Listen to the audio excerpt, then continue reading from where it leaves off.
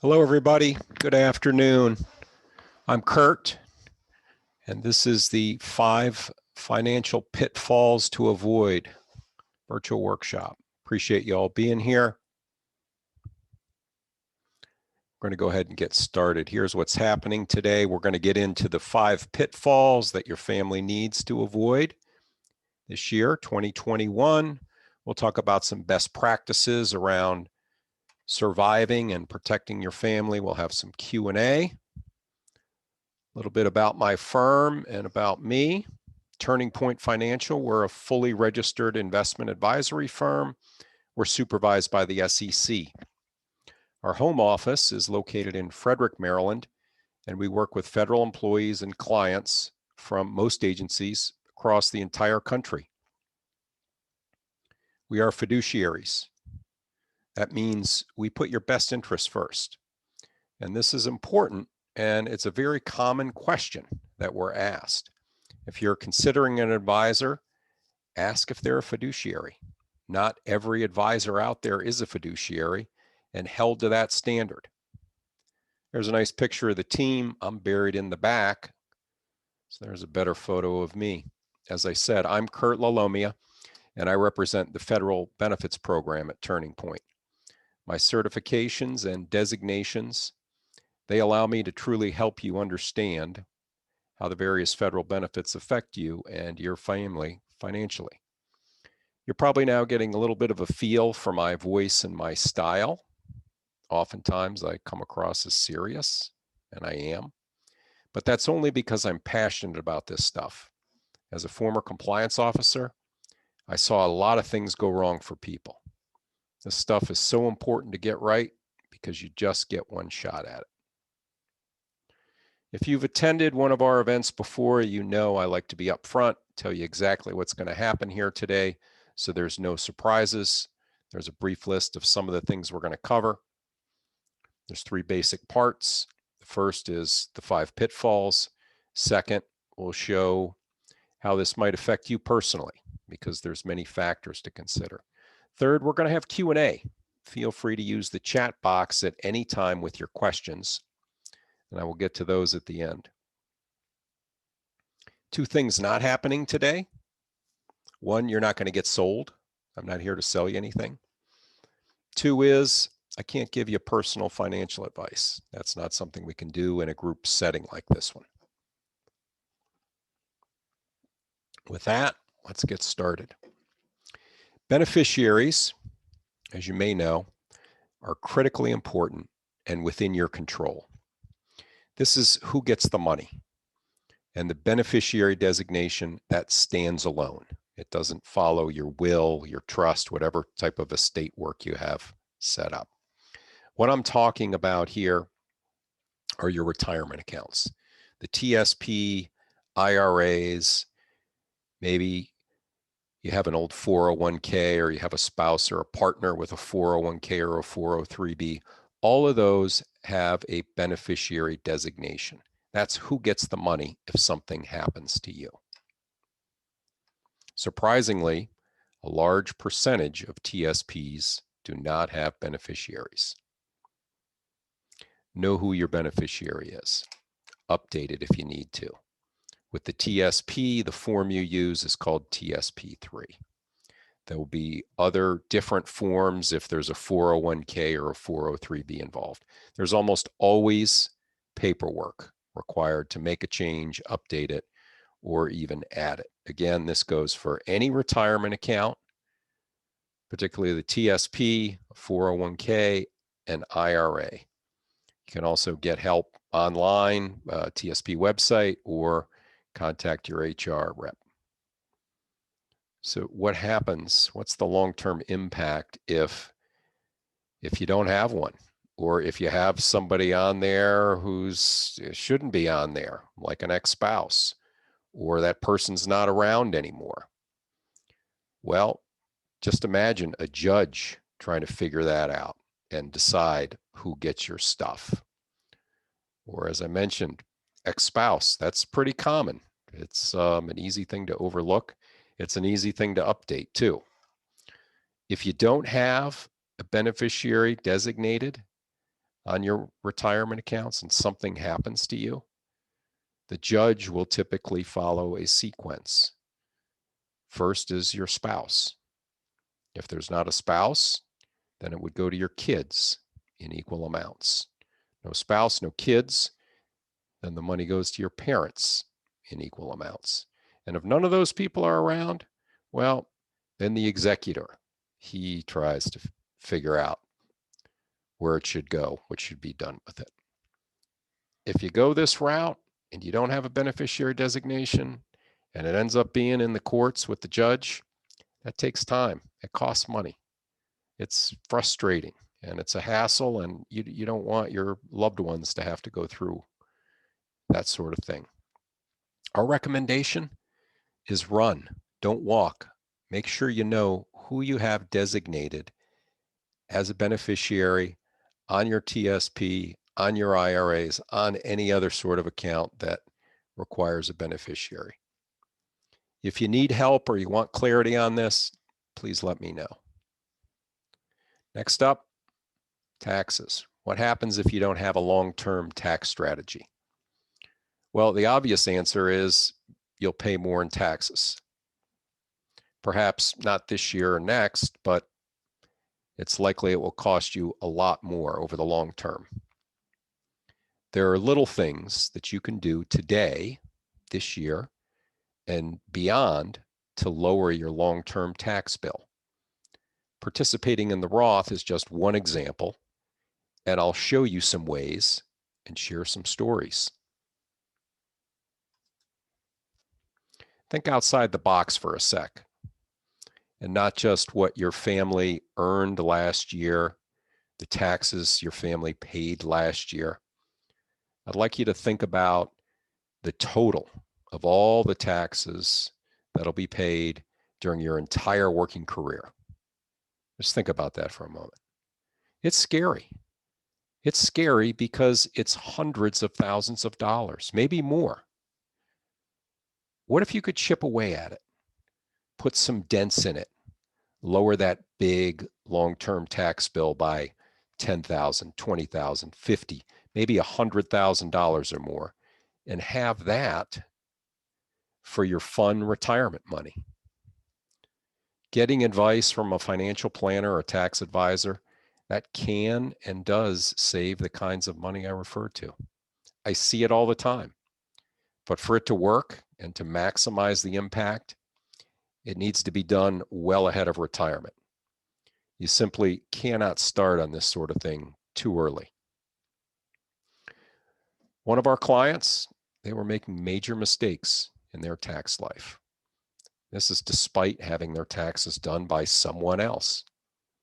In our experience, mistakes are common, and unsolicited advice from a CPA or a tax preparer, that's uncommon. Always ask your tax preparer for ideas and suggestions. Many are not forthcoming. Some examples of what we uncovered with our client: they were not taking advantage of deductions for medical expenses, including mileage. This client has 3 kids, and they're doing well, saving for college, but they were missing out on their state's generous state tax deduction. Happens to be New York State, which provides a $10,000 tax benefit with its college savings program. The client had a Roth, but they weren't utilizing it fully. We suggested setting up another for her husband and making annual contributions. The family also had someone considered to be special needs, and it did not have an ABLE account, thereby missing out on its tax benefits. Lastly, the long-term tax strategy we recommended, which included Roth conversions, that will save our client hundreds of thousands of dollars in our estimation over their lifetime in taxes. I point this out because I believe each of us needs to take a very close look at our personal circumstances. As we begin to receive tax statements and prepare to file in the coming months, the question to ask is, Am I overpaying the IRS? Most people agree it's okay to pay our fair share, but no one wants to leave a tip. Not having a long-term tax strategy, that's a pitfall. Make Roth contributions and do Roth conversions if appropriate. If you don't have a Roth, you've limited your options. Everyone on the call today can and should probably have a Roth. Roths provide tax-free income in retirement. Roth conversions are a way to jumpstart the strategy. That's if you have an IRA, an old 401k, 403b, Roth TSP contributions. That's probably the easiest way for everyone to get on board immediately. Personally, I do Roth conversions every year as part of my long-term tax strategy. Sure, I pay the taxes on the converted amount, but our current tax rates, they're at historic lows. And I believe the taxes that I'm paying now are less than what I would have to pay during my retirement. And we must all pay taxes. There's simply no way around it. This is just my personal belief, and there's obviously no way to know with certainty what taxes are going to be like in the future. Look, tax laws are written in pencil, and they change periodically. That's why we all need different types of accounts that offer options, flexibility, and different tax strategies. Everyone can have a Roth IRA, and if you've been told you make too much, you've been misinformed. There's more to it. There's a way. It's called a Roth through the back door. Some of this stuff, it might sound like rocket science or super sophisticated, or that you need a top-notch tax attorney or CPA to pull it off, but it's not. Let me know if I can help you with this. Not having a Roth, that's a pitfall. Tax loss planning, that would be for anyone with a taxable brokerage account. If you have an account at Charles Schwab, Fidelity, maybe you work with somebody at Morgan Stanley or one of the others, you simply pair your losses against your gains to lower taxes. Times like now, they present tax loss planning opportunities. Stock market losses can be used in an advantageous way with this strategy. Rebalancing your portfolios can also be incorporated with tax loss planning. Recently, we had one client who moved their assets to us, and their advisor didn't use tax loss planning. That caused the client to have to pay over $30,000 when they filed their taxes. It might have been an oversight by their advisor, but I'd say it was negligence. It could have easily been addressed and at least minimized.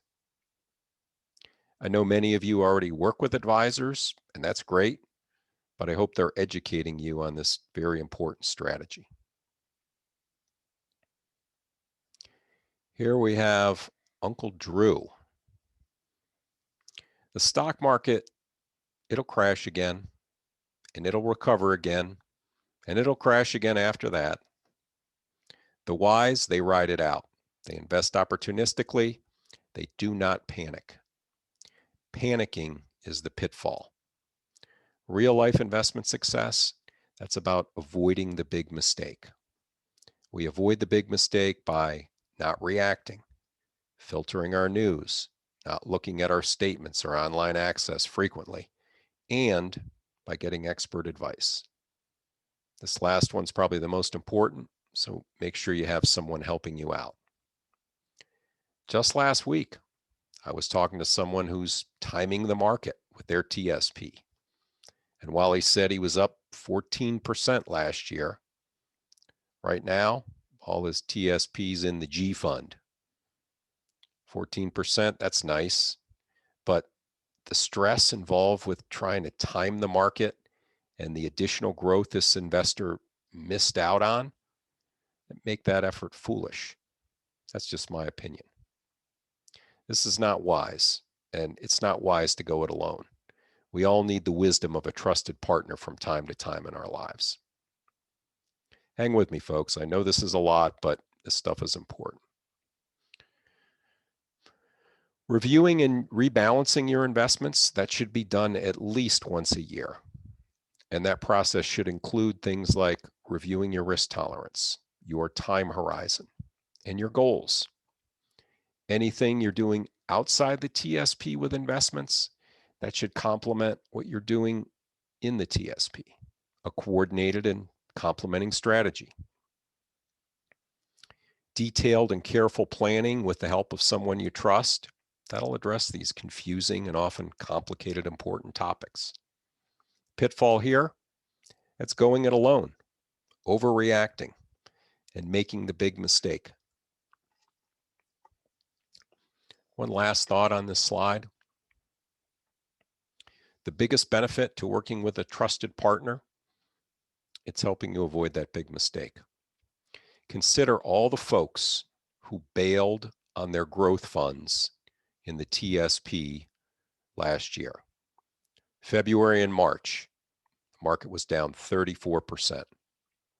Maybe that's you. Maybe you know someone. I've heard from several.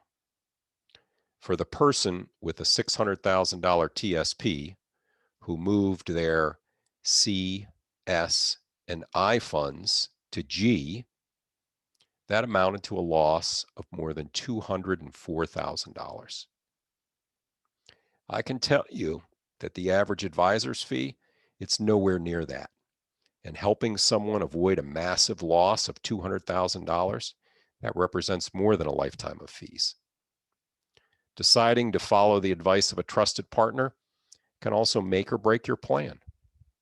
What I'm saying here is, if the advisor prevents you from making the big mistake, in this case, moving your TSP in an irrational manner, causing a loss of greater than $200,000, wouldn't his fee be worth it? This is just one of the ways we provide massive value. We help you stay on track and avoid the big mistake. Our next pitfall is not reviewing your TSP's asset allocation or overall asset allocation. What does your big picture pie chart look like? If we were to look at all your accounts, your bank account, your retirement accounts, brokerage accounts, your emergency fund, anything else you got going on, how would you be allocated? What I'm asking is, how much would you have in cash, stocks, bonds, whatever? Those are what we call asset classes. This is a holistic view, and it's something we pay a lot of attention to when we do financial planning because it shows how much risk someone's taking. Most people take on more risk than they need to. A risk assessment test, that's a tool we use with our clients to create a risk profile, which leads to properly calibrating asset allocation. We believe in tying goals to investments and taking the least amount of risk. You want to get the return you need to achieve your goals, which is usually not the highest return. Rebalancing to maintain that optimal risk tolerance, you want to have that on autopilot. Most of you have heard buy low, sell high. Rebalancing does that when it's set on autopilot. If you're not on autopilot, then the annual review is recommended at a minimum. Common pitfall, it's the lack of diversity, owning too much of one thing. Having an asset allocation strategy and reviewing it regularly, that'll help you in this area. One last thought on asset allocation. If you have many accounts, especially old 401ks or 403bs from former employers, that can make keeping up with your allocation complicated. Address this by consolidating those old accounts and just keep track of one account.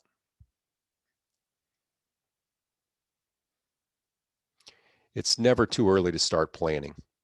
And to do it right, you need to dig into the details. The details are your retirement savings, insurance, that's life insurance, auto insurance, your homeowner's insurance. Taxes are another detail. College planning, Social Security, when's the right time to take it? What's your longevity look like? Your budget today and during retirement.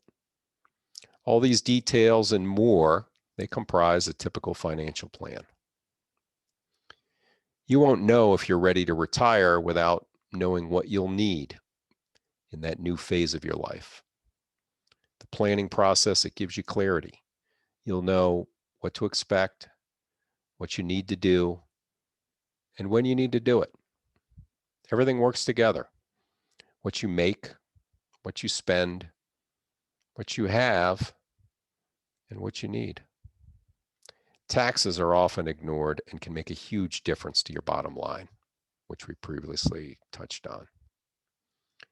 If you don't have a plan, you only have a wish and no roadmap to achieving that wish, that dream, that goal, whatever you want to call it. You may still get there, but it'll likely take a lot longer and be a lot more frustrating. Our client, they have a dream, and they'd been good savers and investors their entire career. But there were too many accounts. They didn't know their allocation. They were not taking advantage of college savings plans that offered tax benefits. They had too much money in a savings account earning nothing. There was no Roth participation and no long-term tax strategy. With our advice, solid direction, and accountability, this client will get to do everything he wants for his family. And in the process, he'll realize over $1 million in savings with the strategies we recommended. Had the client waited until he was on the cusp of retirement to have a financial plan done, cost of waiting for him, it's well over $1 million. Obviously, not everyone can reap savings this large because each of our circumstances are unique, but savings of some sort it's possible for everyone. There's obviously a lot to know, and I'm throwing a lot at you guys today because this stuff is really important. Make sure you're getting good advice. The process is easy if you work with someone who's done it many times before. Today's keys takeaways. Know who your beneficiaries are. Update them if you need to. Have a tax strategy. Get advice on your asset allocation and rebalancing. Have a financial plan. The cost of waiting, it can be eye-opening.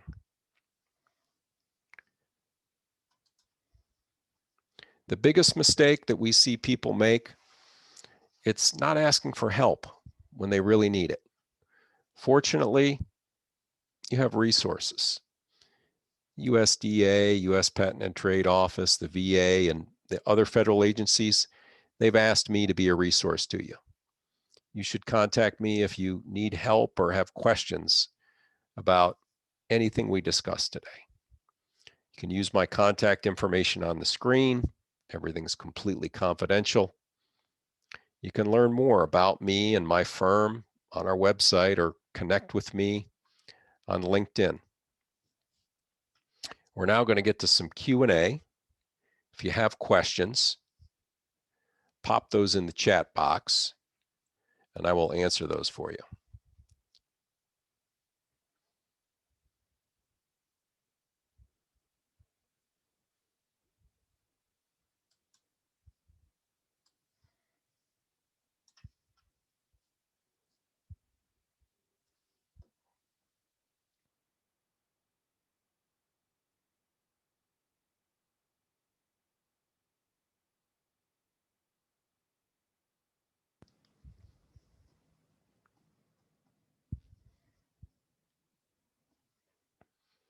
Any questions, you can pop those in the chat box. I'll be happy to answer them for you.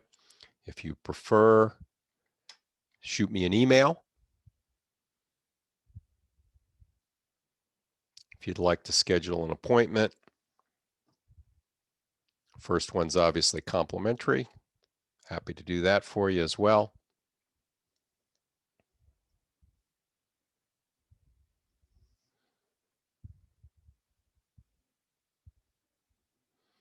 Just to give you a heads up, next month, I guess that starts Monday, on the 24th of February, we're going to be hosting a workshop with an elder care professional.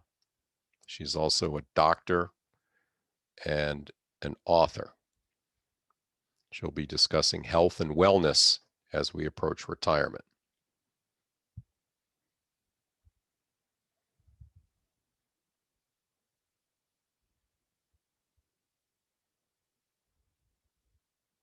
Keep an eye out for a notice on that.